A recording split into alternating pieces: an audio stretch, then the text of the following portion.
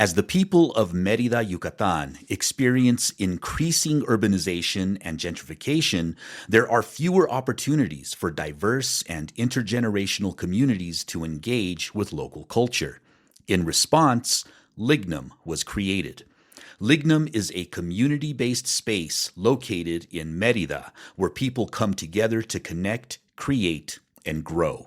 Since its launch in 2024, Lignum has offered a community seed bank, contemporary Maya language classes and revitalization programs, as well as workshops on screen printing, documentary screenings, and casual gatherings that nourish both mind and spirit. Most of these workshops are free or donation-based, and they are hosted by indigenous and local experts. At their urban milpa, they practice indigenous science that respects the natural cycles of the region. Lignum is a haven for culture, rest, and resistance. So just check the show notes and click the link marked Support Lignum, and you can make Lignum more welcoming, accessible, and resilient with your small donation. Now, on with the show. As the people of Mérida, Yucatan, experience increasing urbanization and gentrification, there are fewer opportunities for diverse and intergenerational communities to engage with local culture. In response, Lignum was created. Lignum is a community-based space located in Mérida where people come together to connect, create, and grow. Since its launch in 2024, Lignum has offered a community seed bank, contemporary Maya language classes and revitalization programs, as well as workshops on screen printing, documentary screenings, and casual gatherings that nourish both mind and spirit. Most of these workshops are free or donation-based, and they are hosted by indigenous and local experts. At their urban milpa, they practice indigenous science that respects the natural cycles of the region. Lignum is a haven for culture, rest, and resistance. So just check the show notes and click the link marked Support Lignum, and you can make Lignum more welcoming, accessible, and resilient with your small donation. Now, on with the show. You must excuse me. I've grown quite weary. This hasn't been easy, I know. But you've learned a lesson. A lesson in honesty. Honesty to yourself and honesty to others. That lesson will stand you in good stead all your life. I think we've all learned a good lesson. I've always heard that honesty is the best policy. Now I'm catching on to why that's so, Greetings, dear listeners, and welcome to yet another episode of Tales from Atlantis, the podcast where we explore Chicano, Mexicano, and Mesoamerican history and archaeology and combat disinformation about the same. We are your hosts, Kurly Tlapoyawa. And Ruben Arellano Tlacatecat. What is up, man? How are you doing today? I'm doing fantastic. How about yourself? I'm also doing well. Thank you for asking. It's been hot, and I've been working out in the field up in Santa Fe, so it's been a little warm recently, but things are getting better. How are the wildfires doing? They're all under control as far as I know right now. So things are, they're just dealing with the aftermath of a lot of wildfires and then all the flooding that comes with the freaking monsoon season happening immediately after all of these wildfires take place. So it causes a lot of damage, man. It's been doing a lot of damage, especially down near the Sacramento Mountains. So it's been rough for some people. I bet. Well, at least it's good to hear that they're under control and that things are beginning to subside a little bit. So that's good. Yes. And so we are currently in the month of September, and we all know what that means. Dun, It's almost Cinco de Mayo. Cinco de Mayo, dude. That's Mexican Independence Day, right? Mexican Independence Day is coming up September 16th. And it made me think a little bit, and it's tied into today's episode, actually. It's nice how that works out sometimes. But a lot of people, Chicanos in particular, are unaware that after 1821, after the War for Independence from Spain, the Mexican Republic didn't actually become a republic until 1824. So you had this period of time between 1821 and 1824 that was pretty tumultuous. And within that frame of time was the first Mexican Empire, which not many people talk about. Yeah, that is something that's kind of unfortunate. But I'm, as an instructor, as a historian, I try to remedy that with my students, at least. When we talk about that period of American history and even, Mexican American history and American history, we always bring up the battle for Mexican independence from Spain, because I try to explain to students that the aftermath of that war for independence from Spain snowballs because of all the tumult, as you were just saying, into what later becomes the fight for Texas independence, which leads directly to the War of 1846 and 1848 between the U.S. and Mexico, which ended up giving most of the northern part of Mexico, Spain claimed first, and then Mexico claimed as its territory, almost half of it, which now becomes the Southwest, right? And so these histories are intertwined. For the longest time, historians who tended to be nationalistic to a degree tended to talk about their history of their country separately. But now, those of us that know better, hopefully more people are catching on to this, talk about the history on a more hemispheric sense, on a more broader worldwide sense, and try to make those connections and how we're all basically entangled, despite what Washington said at the beginning of this country's founding. He said, avoid entanglements, but we can't help it. We're humans. I mean, it's within our nature. And we're going to get entangled in stuff. Just like Iturbide, it gets entangled in the first Mexican Empire. Yeah. And for those not in the know, allow me to, get you in on the know. I pulled up this article. It's on Wikipedia, so whatever. But I read it, and it's accurate. Well, so Wikipedia it's not is good as an encyclopedia. That's what I tell my students. Yeah, if you're using it for a reference, it's fine for the most part. But if you're using it as a source to cite in your work, no, I don't think so. Yeah, exactly. That's a good way of looking at it.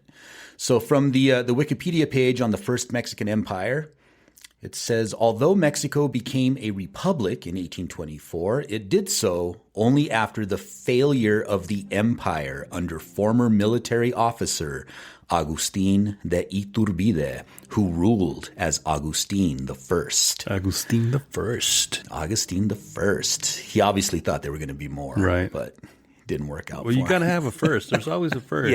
Yeah. The sole monarch of this first empire.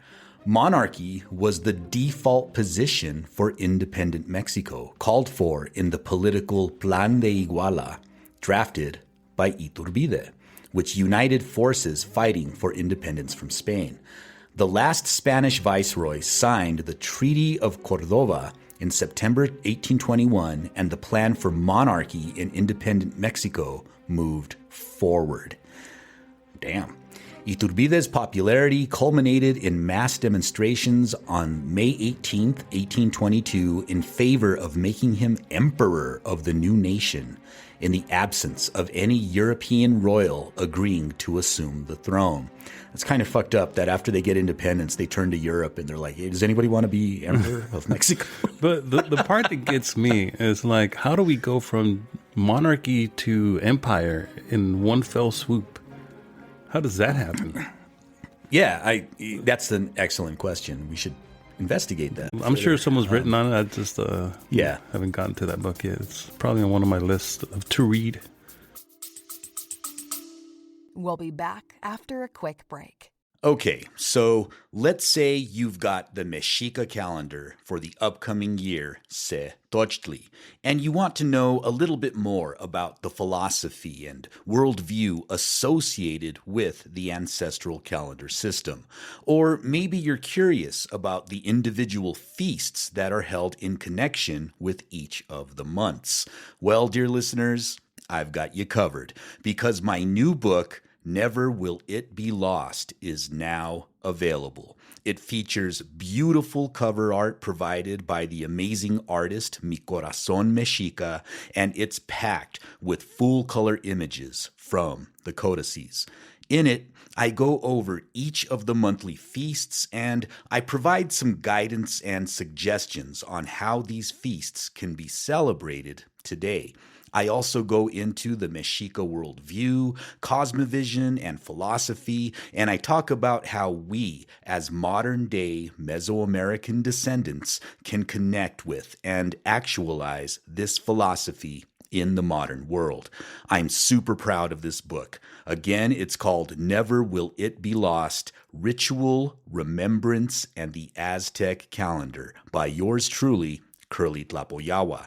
And if you order it using the link in the show notes, you get $5 off. So if you want to support independent, indigenous Chicano media, please consider picking it up. Tlascamati, Timoitase. So, Agustin de Iturbide, the first emperor of the first Mexican Empire. Later, he was driven out, and then he returns to Mexico at one point where he's taken captive and executed. They told him not to come back, but he's like, hey, they told him. The Mexican people love me. They want their emperor back because yeah, they want me back. Unlike those other guys, I'm actually wearing nice clothes. And it's called the First Mexican Empire to distinguish it from the Second Mexican Empire of Maximilian. Right, which is the second Mexican independence. Yeah, so there's a lot. So we have emperors on both major independence movements in Mexico's history. The first one and the second one. And guess what? They both get shot. Maximilian also gets executed. Way to go, Mexico. And I bring this up because it was Agustin de Iturbide and the First Mexican Empire that really had that flag, that flag design that we now recognize is like the flag of the Mexican nation, right? With the green, white, and red, the eagle, and everything in the middle. Because before that, it was the flag of the three guarantees. Las tres garantías, right? Yeah. Which had the green, white, and red, but it was like diagonal. Like the way that the presidents wear it across their chest today with that banner. Yes. Or what would you call it? Not a banner. What would you call that? Like there's a name for that. I can't think of it. Yeah, like a sash. Sash. There you go. Thank you. Yeah. Sash. And so you had the flag of the three guarantees, and then that carried over, the colors anyway, carried over to the flag, the official flag. Of the First Mexican Empire. And that iconography sort of continued throughout Mexico's history. Doesn't it evolve? I mean, it's not exactly the same as it was. It's not exactly the same. But the iconography and the figures are basically the same, right? Yeah, the three main things are the eagle and the cactus on a rock, right? And I think the first flag, the eagle under the Mexican Empire, the eagle was wearing a crown. Right. And there was no serpent. No serpent. And there was even a little, there was water. So the rock was standing like an island with water. Tenochtitlan, right? Representing the seat of power. Mexico City. Exactly. So I mention all of this because that has to do with today's episode, which is about the Mexica Pantli, or the alleged Mexica Pantli, or Panketzalli. I've heard it called all these different things. I was going to say, am I misremembering, or did we used to call it the Panketzalistli or something to that effect? Yeah, well, the Panketzalli, and then it's also been called La Bandera de Victoria. It's been called... Really? La Bandera de Victoria? Yeah, La Bandera de Cuitlahuac. Yeah, Cuitlahuac. I've heard it called. Right. And if you're active in Mexicayot or danza communities, you've undoubtedly seen this image. You know what we're talking about. You probably know have what we're it talking tattooed, about. or it's on one of your T-shirts or something. Yeah, I've got one right here in the house. A little screen printed one. Yeah. So yeah, they're everywhere. So it's quite a ubiquitous symbol, and you commonly hear danzantes refer to it, especially those involved in Mexicayo, as like the real Mexican flag. Right. Not that imposter legitimate flag. Yeah, not that bullshit invented by Agustin the First. And keep in mind that name, Agustin de Iturbide, because that also plays in to today's episode. So with that, dear listeners... That's interesting that there's that connection between the first Mexican ruler after independence, Iturbide, and the association he had with the flag that we now know as the Mexican flag, and the Iturbide individual that we're about to talk about today. That's good going there, sir. I like that. Exactly. An Aztec false flag. Back in the day when I was a young man living in Mexico City, I purchased a paperback book on the Zócalo that would have a huge influence on me. The book was called Juicio a España, and it was written by Antonio Xoconochtlet Gomora. And while I now know that its contents are largely a hodgepodge of pseudo-historical nationalist rhetoric, its anti-establishment and pro-indigenous stance strongly resonated with me at the time. And in many ways, it helped lead me down the path of legitimate archaeology and ethnohistory. I must have read and reread this book like a dozen times. It fed into my own sense of indigenous pride with its decidedly anti-Spanish narrative. But it was the image I found on page 135 that stuck out to me the most. The top of the page reads, Explicación de la verdadera bandera mexicana, dicha por el excelente historiador mexicanista Dr. Ignacio Romero Vargas Iturbide. Or, in English, Explanation of the true Mexican flag, told by the excellent Mexican historian Dr. Ignacio Romero Vargas Iturbide. You should put that on your business card, by the way. Excellent Mexican historian. Excellent Chicano historian. There you go. And emblazoned underneath the image of what many call the... God damn it. So sorry, I wrote that wrong. And emblazoned underneath is the image of what many refer to as the true Mexika banner, or the banner of Cuitlahuac, or simply the Panketzalli, or precious banner. Now, for those not familiar with this particular image, I will include a link to the banner in the show notes for this episode. You should pull it up because I'm going to be referring to it a lot during this episode.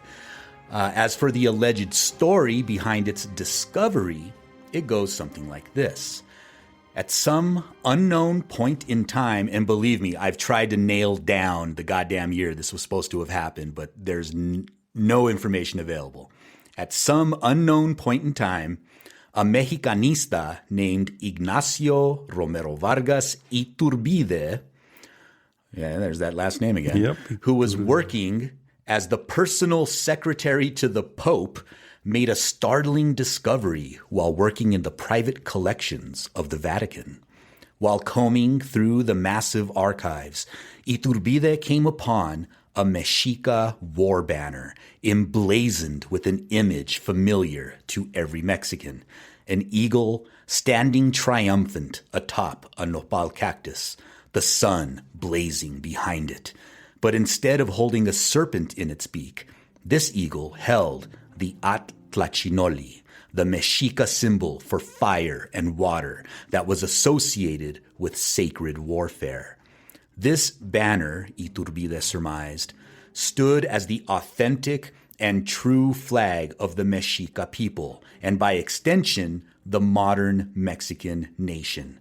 Lacking a camera, Iturbide is said to have drawn the banner from memory and later had it reproduced.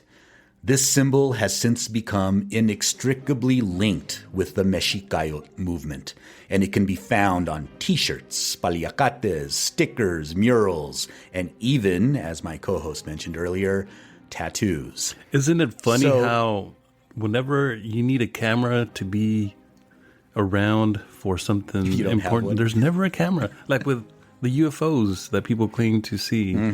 Like there's never an actual good camera that can take a solid picture of this flying UFO. And in this case, Mr. Iturbide just happens to be in some archive, and he doesn't. Well, I guess maybe back then they weren't thinking about this sort of stuff like we do today in terms of taking pictures. Yeah. So we can forgive him for that. We can forgive him for that one. Well, the claim that he drew it from memory and had it later reproduced is like, it doesn't even come from him. So he never said that himself. No, and we'll hear more about that later in the episode. Got it. So before we delve into the origins of the alleged banner itself, I wanted to talk a little bit about Romero Vargas Iturbide. Unfortunately, however, there exists almost no information about his personal history, and most of the claims made about him come from second-hand sources from within the Mexicayot movement. In the book, Hijos del Sexto Sol, or Children of the Sixth Sun, which, if you haven't read it, I highly recommend it. It's only available in Spanish, and I don't know how widely available it is, but if you could find it, I recommend buying it. Its author, Francisco de la Peña, notes about Iturbide. We'll be back after a quick break. Okay, so let's say you've got the Mexica calendar for the upcoming year, Tochtli, and you want to know a little bit more about the philosophy and worldview associated with the ancestral calendar system. Or maybe you're curious about the individual feasts that are held in connection with each of the months. Well, dear listeners, I've got you covered, because my new book, Never Will It Be Lost, is now available. It features beautiful cover art provided by the amazing artist Mi Corazón Mexica, and it's packed with full-color images from the codices. In it, I go over each of the monthly feasts, and I provide some guidance and suggestions on how these feasts can be celebrated today. I also go into the Mexica worldview, cosmovision, and philosophy, and I talk about how we, as modern-day Mesoamerican descendants, can connect with and actualize this philosophy in the modern world. I'm super proud of this book. Again, it's called Never Will It Be Lost: Ritual, Remembrance, and the Aztec Calendar by yours truly, Kurly Tlapoyawa. And if you order it using the link in the show notes, you get $5 off. So if you want to support independent, indigenous Chicano media, please consider picking it up. Tlascamati, Timoitase. We do not have many details about his life, but according to information provided to me by some of his acquaintances, we know that he belonged to a rich family, that Romero Vargas's father was governor of the state of Puebla in the Porfirian era, and that on his mother's side he considered himself a descendant of Emperor Iturbide. It is stated that he had 5 doctorates. 5 doctorates. Wow. 5. 2 from the University of, how do you say that, Leuven? I have no idea. Leuven in law and theology, 2 from the Pontifical University in Rome, and 1 in Mexico from the UNAM. In his books, Romero Vargas appears as a doctor in law, philosophy, social sciences, theology, and history. Professor of history at the Faculty of Higher Studies of the Michoacana University of San Nicolás de Hidalgo, member of the Mexican Society of Geography and Statistics, director of the Anahuac Culture Research Institute, and president of the Anáhuac Law Academy. These last two organizations were founded by none other than Rodolfo Nieva Lopez of the MCRCA fame. However, despite his degrees, Romero Vargas was marginal in the academic environment, and perhaps due to his ideas, his attempts to enter the Institute of Historical Research of the UNAM were unsuccessful. Man, that's too bad. Indeed, Romero Vargas is the most important representative of Mexicayot in the field of historical research. His works are a rewriting of ancient history from an anti-Spanish and anti-European perspective in general, and aim to reveal the quote-unquote authentic history of the indigenous world beyond what he considers the lies and slander invented by the conquerors, the friars, and the chroniclers of the colonial era. So he's probably the guy that's responsible for a lot of the anti-Spanish sentiment, that streak that runs through a lot of Mexicayot. Him and Nieva Lopez, probably, right? Yeah, I'm sure. And I mean, I'm just throwing this out there, but how likely is it that if you had these kind of credentials, that you could not, get into the UNAM of all places? Yeah. Like you can't get into this organization, this historical organization, the Institute of Historical Research of the UNAM, with all these credentials. I mean, yeah, something smells fishy, my friend. Yeah. The stories, obviously, about Romero Vargas certainly strain credulity.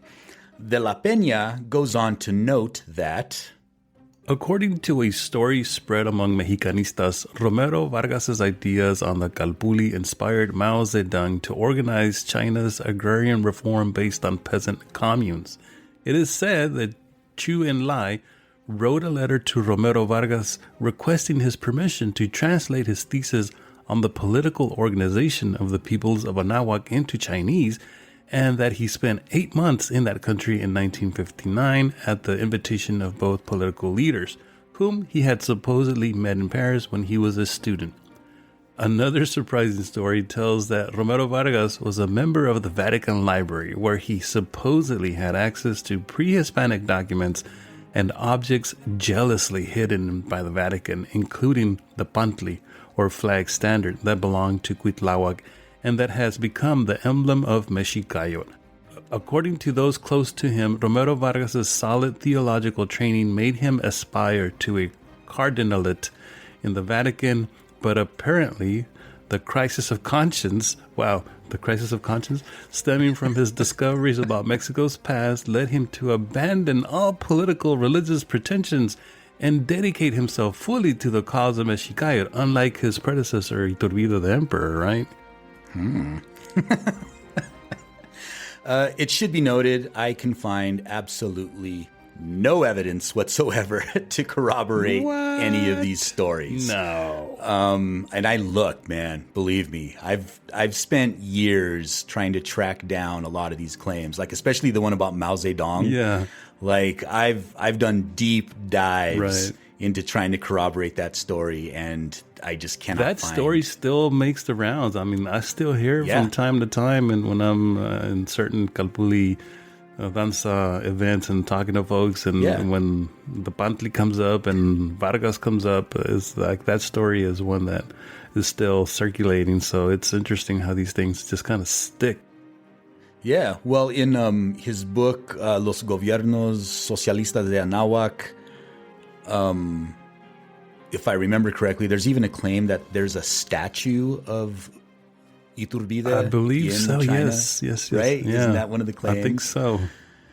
De la Peña's short section on Romero Vargas wraps up by detailing the troubles he encountered later in life.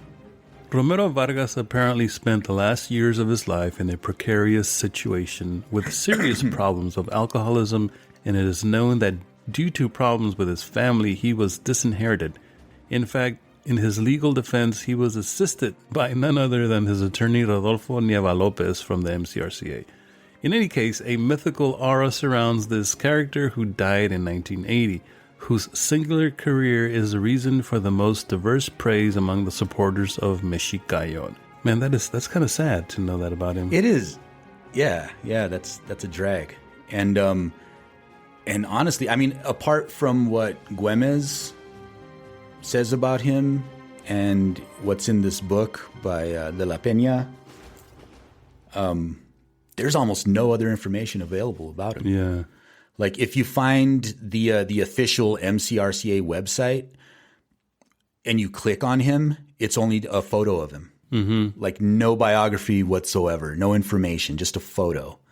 Huh. So that's pretty interesting. And that picture that circulates of him is kind of interesting, right? Like he's wearing this weird, like little cap.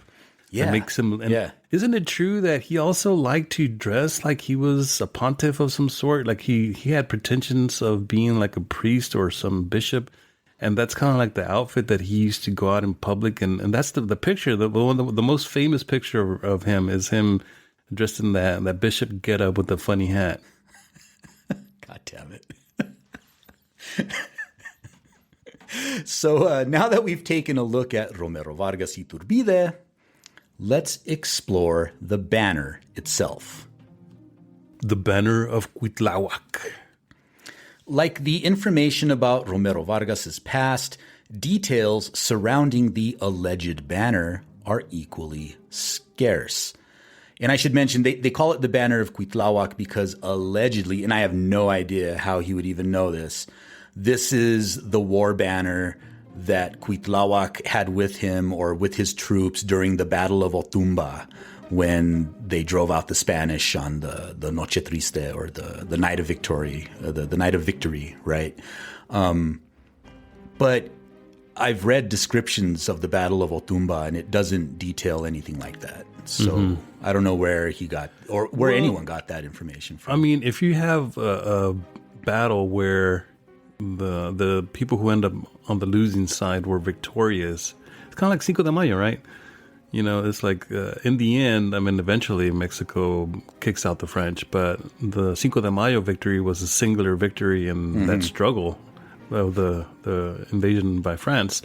And in the same way that Otumba battle was one of those singular victories that occurred right before the eventual downfall. And so you have to have something that symbolizes that. And so why not come up with a banner? And that makes sense. Say that it was the one that Cuitlahuac took to battle and was victorious. And so take that as the standard for the resistance moving forward. Good if true. Hey, make that part of the standard narrative. Yeah, right? We're adding it right now. We're adding it right now. So in regards to the banner itself, Romero Vargas only mentions the banner once in any of his writings. His only mention of the banner comes from Volume 3 of his book, Moctezuma el Magnífico y la Invasión de Anáhuac. And I just so happen to have a copy of it. The description of this glorious flag. The Shoshone, blue-green or turquoise blue, was a symbol of the absolute sovereignty, of power, of justice, of all the material, physical, and moral elements, the conjunction of the 13 heavens, of the colors of the universe, and of the elements that produce human life, represented by Huitzilopochtli and Tlaloc, lords of the earth. Tlaltecutin, color that could only be used by sovereign rulers and not those subordinated to others. It was the color of the Huaytlatuani, whose kopili was of turquoise and the mantle and flag were of the same color. On the field of Shoshone-colored sovereignty shines Tonatiuh, he who walks shining like fire, like the sun, like divine and fiery maguey, illuminates the universe with his leaves of light, the Lord who gives us life. In the center of the sun, backlit, the august figure of the same, as in Teotihuacan on the staircase of Quetzalcoatl, where we can contemplate the same solar symbol with its leaves of light, in which is the head of an animal that looks like an ocelot from the front and snakes in profile, symbols of the sun and of the sovereign and dual divinity, as in Tenochtitlan, where the sun is represented as a triumphant eagle, as described by the ignorant Father Duran, J. Acosta, and the Ramirez Codex. Quote, "The eagle with its wings extended towards the rays of the sun, taking the heat from it and the freshness of the morning, and in its nails it had a very gallant bird with very precious and resplendent feathers. At the same time, the eagle uttered the solar cry of war and triumph, At Tlachinoli, water and fire," end quote. Quote, "The sun and the ocean, where the former springs up and disappears daily to give life of the inhabitants of Anahuac, the glyphs corresponding to these symbols of water and fire, in later generations, when they were no longer understood, were confused with the snake, which for Nahuatl would have been absurd, since the snake is a symbol of divine wisdom, and the earth could not have as an enemy the solar eagle, who for the Anahuacas was the one who fertilized it. The first to incur in this absurd error, as we have previously explained, was the translator of Alvarado Tesosomoc. Since this is in Nahuatl, the text does not do so, but says, quote, 'the place where snakes hiss,' end quote. Iwan Gowat Isomo Kayan. According to tradition, the eagle with open wings was resting on a cactus that had sprouted in a copil's heart, enemy of the Mexicans, from where the solar eagle reigned over the remains of the defeated. The three rocks symbolize the triple foundation of the Federation of the Valley of Mexico, Tenochtitlan, Texcoco, and Tlacopan," end quote. And there you have it. That is literally all of the information available about this alleged banner. Hell, even the story I kicked this episode off with comes entirely from second-hand sources. Iturbide never bothered to put the details of his alleged discovery into writing. I own all his books, every single one, and the only mention of the banner at all comes from those 2 pages from Volume 3 of his book, Moctezuma el Magnifico. Any other Mexicayot-related publication that references this image simply repeats, often verbatim, the text from that book. So as you can guess, this raises some interesting questions, such as, why should anyone believe Iturbide's story on face value, especially considering his involvement with the MCRCA, the Movimiento Confederado Restaurador de la Cultura Nahuac, a group, as we have mentioned multiple times on this podcast, notorious for pushing pseudo-historical myths meant more to instill nationalist pride than to convey historical fact. Why didn't he document his amazing discovery in an academic journal or a book? I mean, he had 5 doctorates. You would think he knew how to get information out to the public. Of course, he didn't have 5 even doctorates. Esparza with the Nepohualtzintzin had, the common sense to at least do 2 books on that one topic. Right?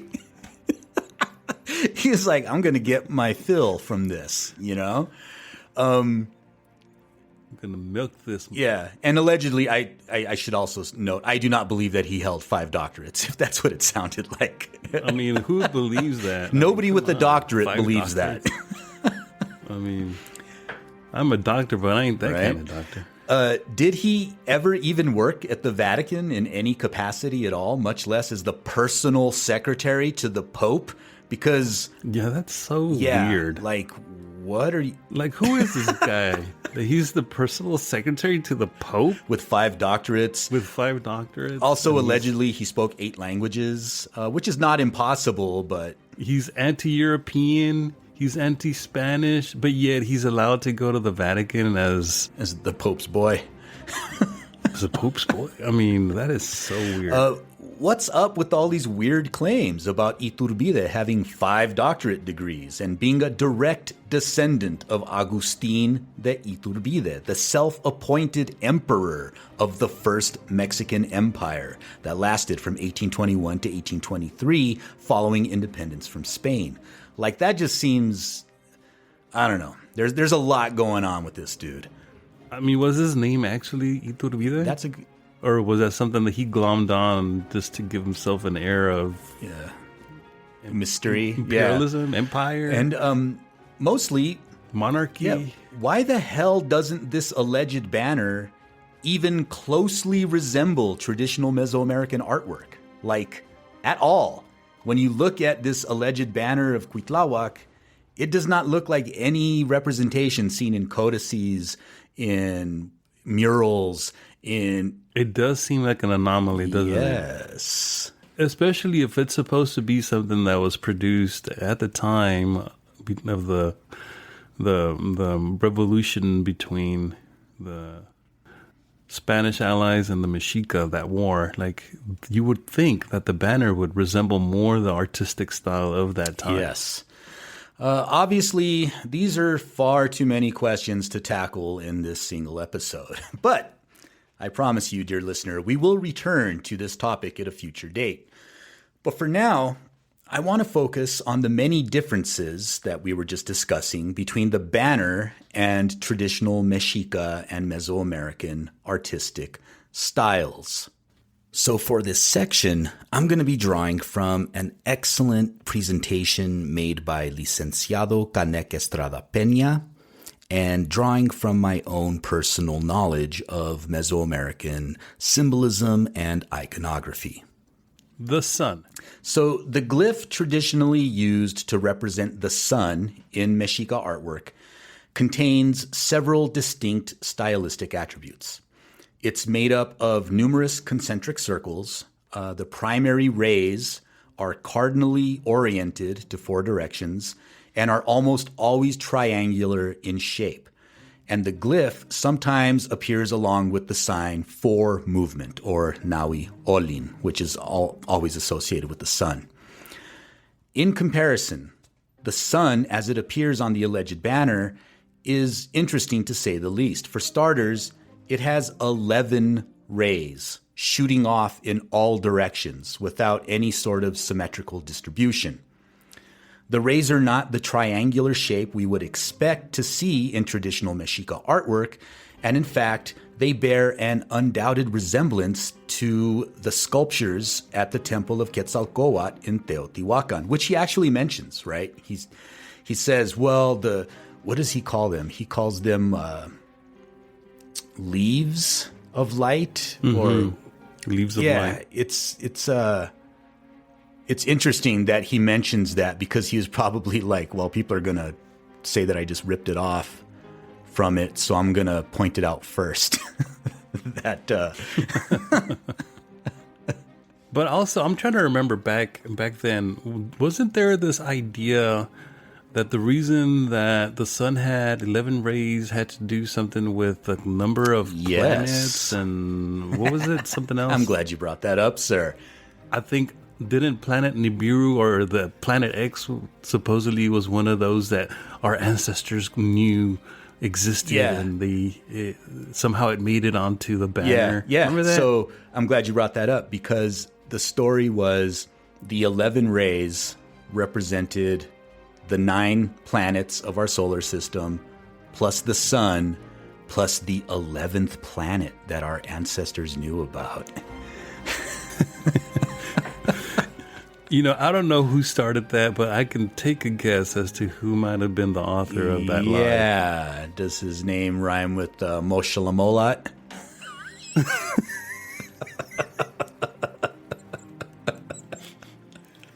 It sounds a lot like Chafa Locoa, if you know what I mean. Yeah, I could see that. I think you're correct. I would venture to guess. I would venture to guess as well. Of that particular myth. The eagle. So when eagles are represented in the traditional Mexica style, they are always shown covered with feathers all over their body, with a short neck and small ridges on the neck.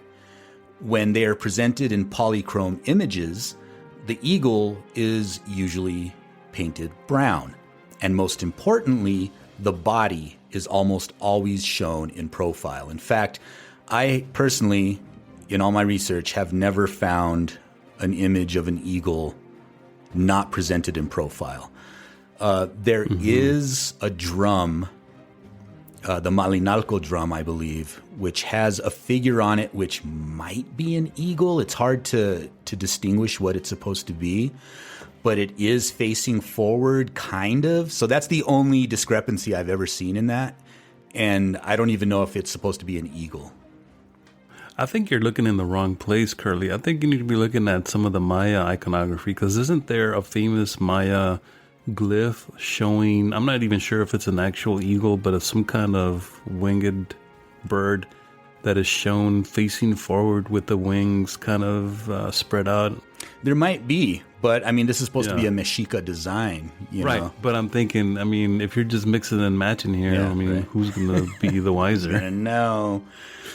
But the eagle in the banner of Cuitlahuac, the alleged banner of Cuitlahuac, follows none of those artistic conventions. The eagle is presented facing forward with its wings spread and its head facing to the left. Now, this is an important fact because it really, really looks like the European style, like Habsburg eagles, right? Those imperial eagles from Europe. It does. And even more so, if you take the eagle from the alleged, banner of Cuitlahuac and you compare it to the eagle from the flag of the first Mexican Empire, they are posed exactly the same. Like you could get the one and just superimpose it on top of the other. Like was he paying an homage to his so-called Iturbide his ancestor? Alleged ancestor? Yeah, who knows what the cause for that was, right? It just seems convenient. The plumage is not noticeable except for on the wings, and it only has one crest. The neck is way too long. Like when you look at the banner of Cuitlahuac. It does look more like a crane, yeah, right? Its neck is extended far too long. And the wing joints are way too prominent. I mean, it looks nothing like a Mexica-style eagle, is what I'm saying. And perhaps most importantly, the body is completely black. Like it's basically showing the eagle in silhouette. And it makes use of negative space. And the Mesoamericans, no matter where, did not make use of negative space. This is a style never seen in Mexica artwork. Again, Kurly, this is your lack of imagination showing here. I mean, have you considered that maybe what Romero Vargas Iturbide here was doing was maybe he was inspired by an alebrije type figure, right? It has the neck of a crane, has the wings with the joints of a bat, and the heart of a lion. The heart of a lion. And it was painted black. Yeah, completely black. The nopal.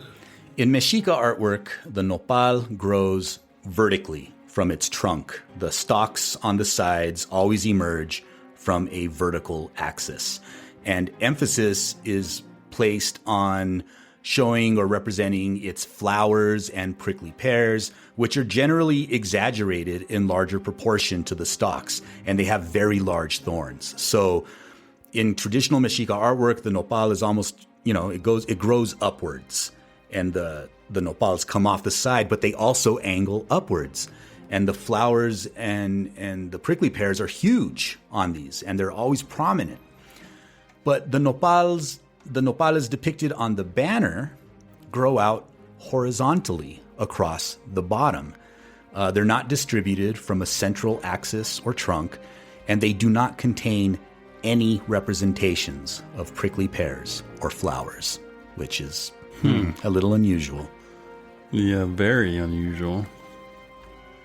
The Atlachinoli. In the traditional Mexica style, the symbols of water and fire, or Atlachinoli, appear in the form of two differentiated bands, and each one with elements that relate to it. So the fire band has a fire motif, and the water band has snails and chalchihuites inside of it. And despite being united, they're not like one continuous object. It's obviously two objects representing two different things that are just connected at the center. And most importantly, these bands are always depicted, the Atlachinoli is always depicted as emerging from the mouths of various war-related characters. Similar to when you look at the codices and there's that little speech symbol, it's emerging from the mouth, right? It's like it's not being held in the mouth. It's outside of the mouth, coming forward to designate that that person is talking. And the Atlachinoli is always represented in the same way. There's an open mouth, and then the Atlachinoli is like coming out of it. What do you think that is? I don't know why that differentiation is made. But they never hold them. They never hold that symbol in the mouth or beaks. But the Atlachinoli glyph in the alleged banner of Cuitlahuac, they are not separate. They're presented as a single linear band with two sides. And the glyph is not emerging from the eagle's beak, but the eagle is holding it in its beak as if it were a physical object. Essentially... So it's like replacing the snake that currently exists in the Mexican flag that we have today, except now he's like, well, it wasn't a snake, actually. It was the Atlachinoli. But I'm going to represent it in the same style that they're showing the snake in. The snake. Which isn't how we would have done it at all, how the Mexika So that's another tell here that this so-called banner of Cuitlahuac, it doesn't date to the pre-Cuauhtemoc era. Yeah. Essentially, none of the elements depicted in the alleged banner have any similarity whatsoever to traditional artistic styles used by the Mexika people. And this being the case, why bother to fabricate a fictitious banner when there already exists multiple authentic representations of eagles with a nopal and Atlachinoli imagery in extant artifacts, codices, murals, carvings? Like, we have actual images of eagles on cactuses with the Atlachinoli emerging from their mouth. Why didn't they just use that? Like, why? Simple. Why invent it? It's simple, Kurly. It's because why we wouldn't be sitting here talking about Dr.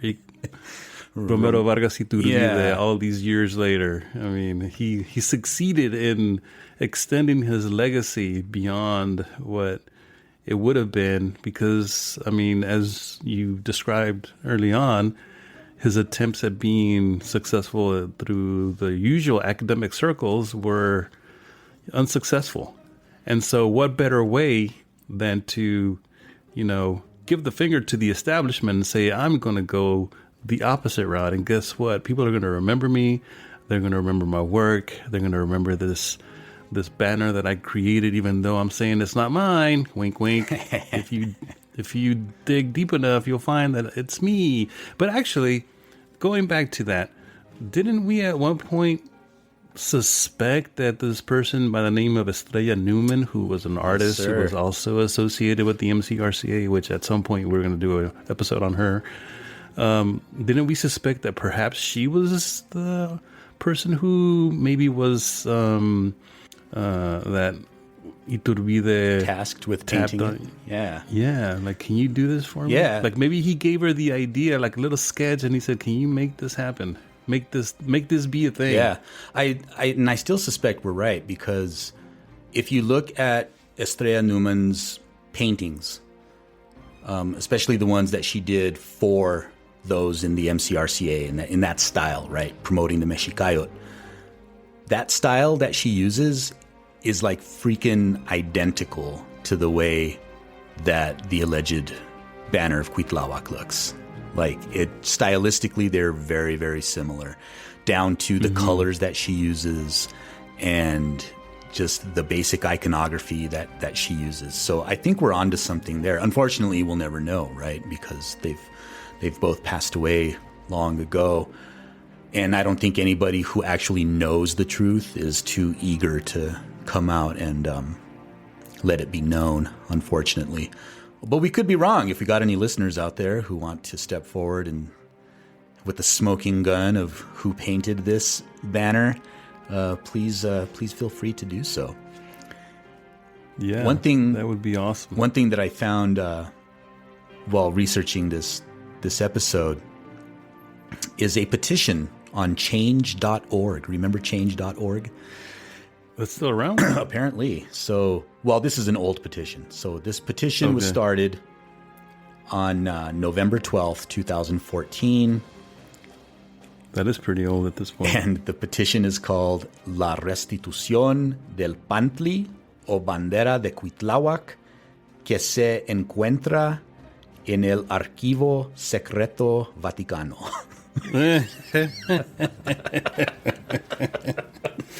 Wow. So someone said, okay, we're trying to get the so-called headdress of Motecuzoma back. We also need to get the we need to get back. this back too while you're at it. Yeah, we need to pair them together, return them to the Mexika nation so that we can reinstate the emperor of Mexika. And then there'll be a new guy whose last name is also Iturbide, and he'll be like, hey, by the way, if you're looking for an emperor. And so in English, that the petition says, the petition for the return of the Pantli, or Cuitlahuac flag, from the Vatican's secret archives. And it's like, well, if these archives are secret, how do we know what's... Well, anyway. How does everyone know about these secret archives? And so the text associated with the petition says, the flag of Cuitlahuac was used by the important Mexica warrior Cuitlahuac, the night of June 30th, 1520, to defend the city of Tenochtitlan against the invaders.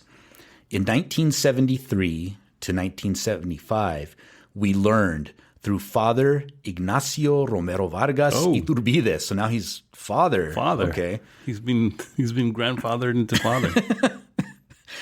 We learned through Father Ignacio Romero Vargas Iturbide, the Pope's personal secretary then, that the flag was kept at the Vatican secret archive. So now I have a date, right? I wonder if I could find out who the Pope's personal secretary was in 1973 to 1975. But, even if the date's wrong, I mean, how can you trust the dates of anyone who is petitioning on change.org of all places to have a fictitious banner returned? Yeah, but at least And who's supposed to receive this banner? Who are they petitioning on behalf of? Is it the Mexican government? Who? Yeah. Who's supposed to get this banner back? Well, it's written to Su Santidad Papa Francisco, Casa Santa Marta, Cita del Vaticano. So straight to the Pope, baby. Straight to the Pope. It says the symbology of this flag is very important for the Mexica culture. It represents the cosmovision, the philosophy, the harmony with oneself and with life. The life for us is the truth seen and lived by our ancestors, not the one from the history books. We ask the Vatican for the restitution of the original relic to Mexico so it can be recognized and honored as it deserves. So it got 417 signatures, and I don't think the Pope ever responded. But you know why, right? You know why the Pope never saw it? It's because they didn't tap into Esparza's idea of using reason. Yeah, there we go. And telechy, or what was that word? Alchemy, or I don't even know. Entelechy.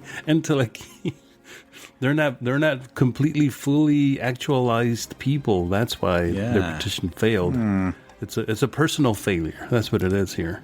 So what's funny is when I first got that book, Juicio a España, I was showing it to Michelle. So this was like 96, 97, I think. And, I was all in at that point. I was like a gung-ho fucking Mexicayo warrior. Yeah. Super Mexika here. And what's funny is Michelle looked at it. She's like, how come that doesn't look like any of the stuff we see at the museum? And I was like, that's a good question. Michelle, she's always been very, very astute in piercing through the BS. Yeah. This is not the first time. Yeah. Because I recall several instances from back then where she made me pause and think, okay, yeah. So she pointed that out. And interesting point, Michelle. Yeah. Of course, my cognitive dissonance at the time was like, well, I mean, it's what Romero Vargas said, and it's what all the Mexicayo people said. So I mean, it's like the X-Files. You wanted to believe. Yeah. Yeah. I wanted to, was because it was part of who I was you were Mulder at the to time. her Scully. That's right. That's right. And I've other people in danza who do not ascribe to this image in particular. My favorite response I've gotten is a mutual friend of ours looked at it and said, "Man, I just think it's fucking ugly." Hey, to each his own. I mean, beauty is in the eyes of the beholder, right? But so going back to the rays around it, I just think it's so funny that when you look at the Temple of Quetzalcoatl at Teotihuacan, it looks exactly like the leaves. It does. It does. Or feathers or whatever they're supposed to be that go around Quetzalcoatl's head. But the difference with the banner is that the leaves aren't necessarily kind of straightforward as those are at the temple. These are kind of like wavy. Right? Yeah. Like a little bit wavy. And which is why he calls them like leaves, right? So I think he took the word leaf a little too far with his interpretation here for the banner. Like he was probably envisioning like some leaves in the fall, the blowing in the breeze, and it's like, yeah, that's it. That's what I'm going for. And Estrella Numa was like, all right, I got you, man. I got you. What's funny is so back in the day when I first encountered this flag, I didn't have like a poster of it or a screen printed image of it. I just had what was in what you could see online and what was in the book Juicio a España. So I took it upon myself to draw one. And so I drew one and I colored it and I fucked up one of the rays.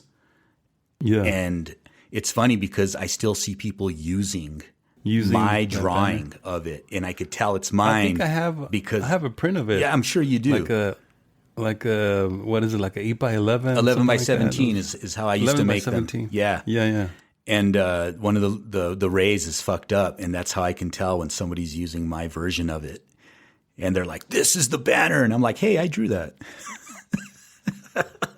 I've come across people too over the years where I've transcribed. For instance, the thing that I transcribed, and this is going back almost 20 years now, was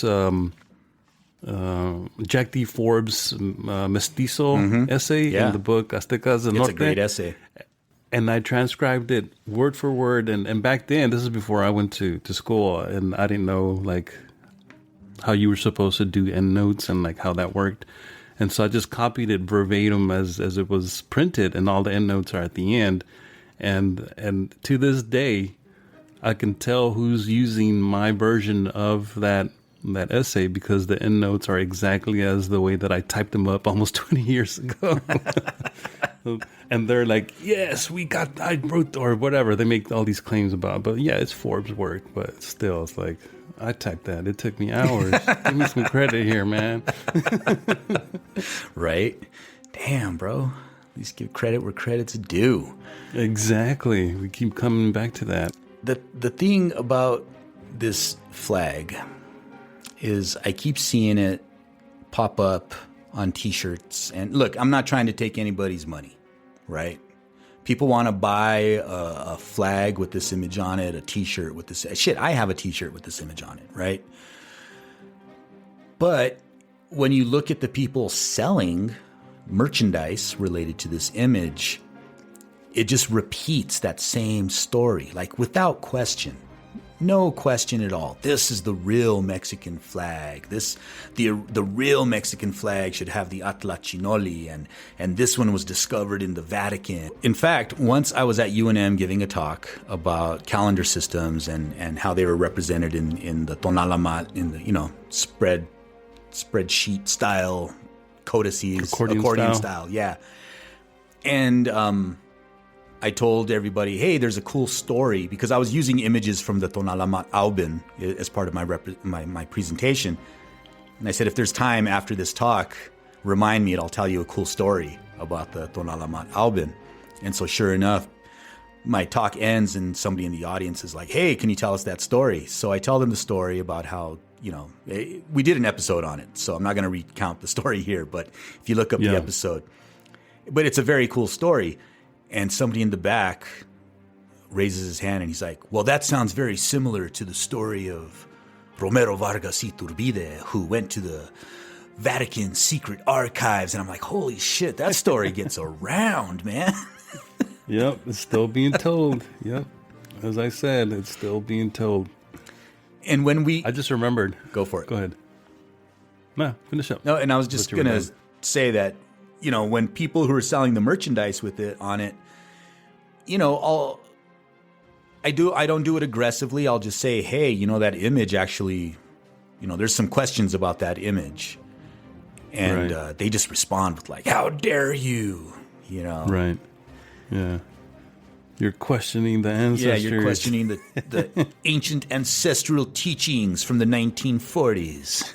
The memory of our ancestors and okay. All right. So we don't have to get into it here, but it just occurred to me that when we were talking about the image of Quetzalcoatl and the rays, and it reminded me of the conversation that we've had on Discord with some of the supporters that are on Discord about how there's rumors, and perhaps this can be its own episode. I don't know if you've done a dispatch on it, but there's talk of perhaps it not being a serpent head, but actually something else. You want to say something about that real briefly? Yeah, so and what's interesting is Iturbide alludes to that, right? He does. That's what made me think of it too. It's like I was just thinking about that. I saw a video recently that alludes to it too, and I'll tell you about it in a second. So the thought is that the Quetzalcoatl, the image of Quetzalcoatl that we all just know as like the feathered serpent, right, for lack of a better translation, is a serpent. But there is a school of thought amongst mainstream archaeologists and historians, the Mesoamericanists, that it actually represents a more of like a magical creature, like a mythic creature that's a combination of different animals. And that if you look at it, and I do want to investigate it further because I've seen images that they're showing me as proof. And I'm like, oh, wow, I think they're onto something. Because if you look at depictions of wolves, some of them look very much like the profiles of the images of Quetzalcoatl. So it's like it looks like a snake wolf hybrid, right? And so there are some people investigating that currently. And I thought that was interesting because when I was in Belize, there was a group of people working on preserving jaguars. Mm-hmm. And they did this video presentation that we saw. I didn't see it in person, but I saw the video of the presentation. And they're talking about how jaguars are a big part of the cultural, heritage of the area, and the Maya people have always looked to the jaguars. And they're showing temples with images on it, heads that look like, there it would be Kukulkan, not Quetzalcoatl, but they look like Kukulkan heads, but they have like jaguarish attributes. And the word jaguar. This jaguar preservation group of Maya were like, it's always been part of our culture, the images of the jaguars. I was like, huh. And then we have what, Iturbide wrote, where he talks about, and I'll pull it up. Yeah, right here. As in Teotihuacan, on the staircase of Quetzalcoatl, where we can contemplate the same solar symbol with its leaves of light, in which is the head of an animal that looks like an ocelot from the front and a snake in profile. So that's interesting. I wonder how long that idea's been around. So Iturbide had a few, or Romero Vargas, I should say, instead of Iturbide, had a few moments of where he was catching on to some stuff, but he just couldn't. He was so trapped in his Mexika or Mexicanista mindset that he couldn't get around it. So, but it's interesting because this also is very reminiscent. I don't know if you've seen this. There's a documentary from the 80s of this flying dog animal that's kind of elongated like a snake. I've seen that goes documentary. By the name of, is it Falcor? Is that- Falcor, yeah. Falcor, yeah. So there's precedent. Now, people have been talking about this for a while. Oh, man, that movie... I think everybody our age was like traumatized by a particular scene from that movie where the horse in the quicksand. The horse. Yeah. Holy smokes. I know, man. Atreyu. Oh, the 80s. Yeah. Never-ending story. It's a never-ending story, man. And it's a never-ending story with these Mexicanistas, Mexikayotes. I'm telling you. Nice callback. Well, you know why? It's because they don't like the truth, my friend. What is it about that truth that they don't like so much? Well, the truth, it's like medicine. It doesn't always taste good, but it is always good for you. Timoitase. Never-ending story. Na, na, na, na, na. God damn it. Mira ya lo que hay aquí. Puedo ver los sueños que hay en ti. Imagina que estaré siempre junto a ti. Nuestra lucha puedo ver y la respuesta.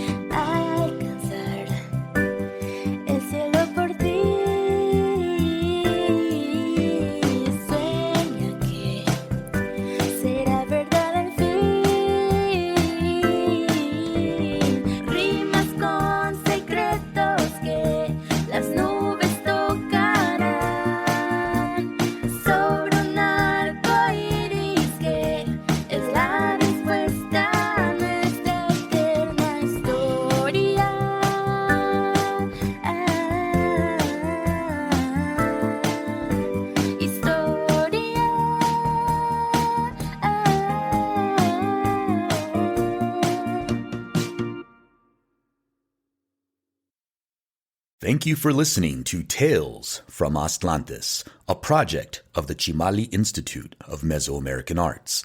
If you enjoy the show, please consider becoming a Patreon supporter. You can do this by visiting talesfromatlantis.com and clicking Support the Podcast. Your continued support will help keep the podcast ad-free and independent. Until next time, Timoitase. Thank you for listening to Tales from Atlantis, a project of the Chimali Institute of Mesoamerican Arts. If you enjoy the show, please consider becoming a Patreon supporter. You can do this by visiting talesfromatlantis.com and clicking Support the Podcast. Your continued support will help keep the podcast ad-free and independent.